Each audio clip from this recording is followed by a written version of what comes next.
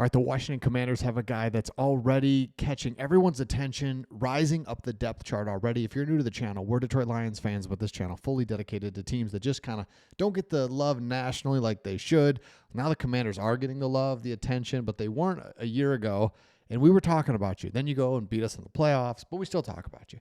All right, here it is. Here's the guy. It is Ja'Cory Krosky-Merritt, and what we've been talking about this guy because he's a really good running back that only played one game last year, still got drafted late in the draft because of it, but the Washington Commanders could have a steal, and he's the one most standing out in rookie minicamp, and everyone's like, yep, we got something here because take a look at their RAS score here. Brian Robinson Jr. on the left, Krosky-Merritt on the right, just has a better overall score of his athletic ability. Okay, fine. That's kind of cool to see. Doesn't matter. Maybe it does, but it's significantly better, and it's a really good RAS score, actually, at 8.29. That's the first thing. Second thing is he's big, strong, again, under the radar because he only played one game last year, but you can see how steady and smooth he is. And so when you look at the Commanders, and I'll get to something here in just a second. By the way, let me know in the comments, just your thoughts on, oh my gosh, look at this guy. He's unbelievable. Because he only played one game last year, he just slipped, and you get him. This should have been a third rounder. Okay, let me know your thoughts on your schedule. Starting to get leaked a little bit. First impressions are, got some cool primetime games. You're just a team. The Lions went through this a year ago or 2 years ago when they started to win. It's like, oh yeah, networks want us. We want primetime games. So let me know your first impressions of the schedules as it begins to leak. Okay. You can kind of see how this guy, here he is in a pass blocking drill, and you see his abilities just from a,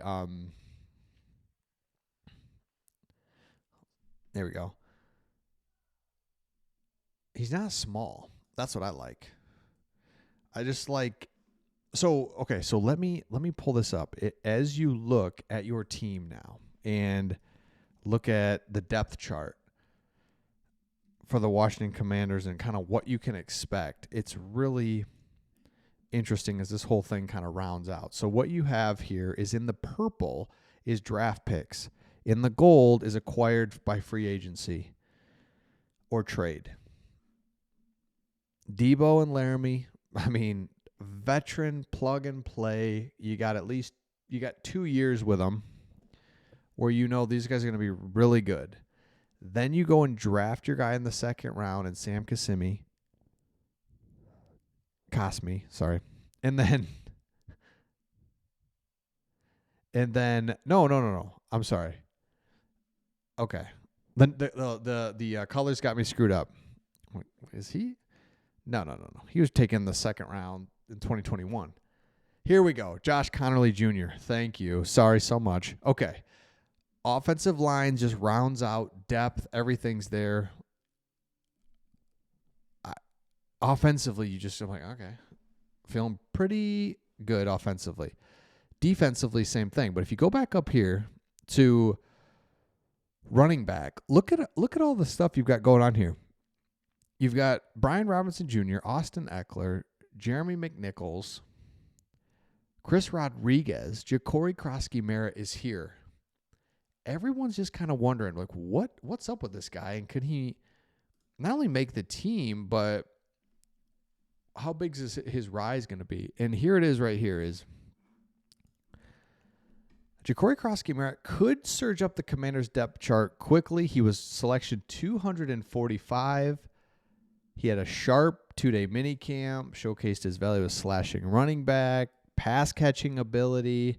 He could move up the depth chart quickly. He's got Brian Robinson, Austin Eckler, Jeremy McNichols, Chris Rodriguez Jr.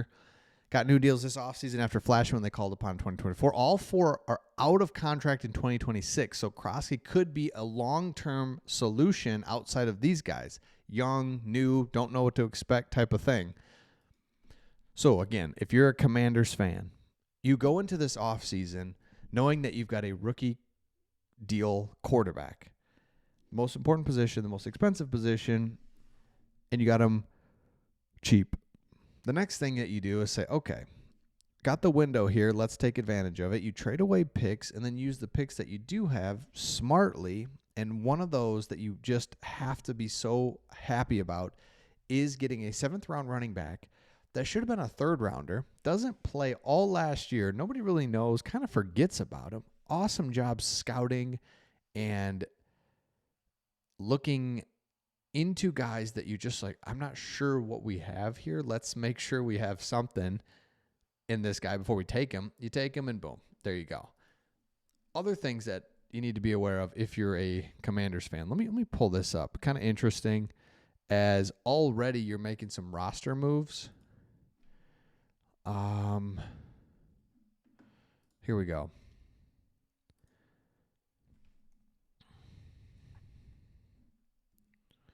So you release an offensive tackle and a safety for a newly signed offensive tackle, Trey Phillips.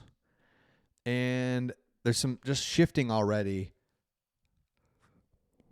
One of the things I want to show about this was, Phillips, who you signed, also spent time with the Giants and Eagles before his tryout opportunity with the Commanders. So he's got some experience. You're adding more and more pieces. So it just never stops, basically. Again, are those guys going to lead you to a Super Bowl? No. But it's worth bringing up because there's something there just in case as you get into rookie minicamp and tryouts. And it's just this evaluation period that all teams are in right now. But again, as we looked at your just straight up, let me pull it up. Yeah, straight up depth chart. A couple things. I mean, man, I even like your depth at wide receiver now. Terry McLaurin, of course. Jalen Lane. Debo. Michael Gallup. I don't hate him. He's probably not going to be anything, but you've got some depth, some veteran, a good mix of young and old. Luke McCaffrey. It's like, what are you? Are you going to be something this year? Be nice if you were. Just, that's the guys like Luke McCaffrey. Let me go down here to like, where was, Darren Payne, Jerzon Newton. Like, be something. Need you. Need these guys to take steps that were drafted a year ago, 2 years ago, 3 years ago, gotten free agency that you're like, are you still something? Debo, be something. If those guys pan out, and there's a lot of what ifs and a lot of time to go on this, but we'll keep an eye on it.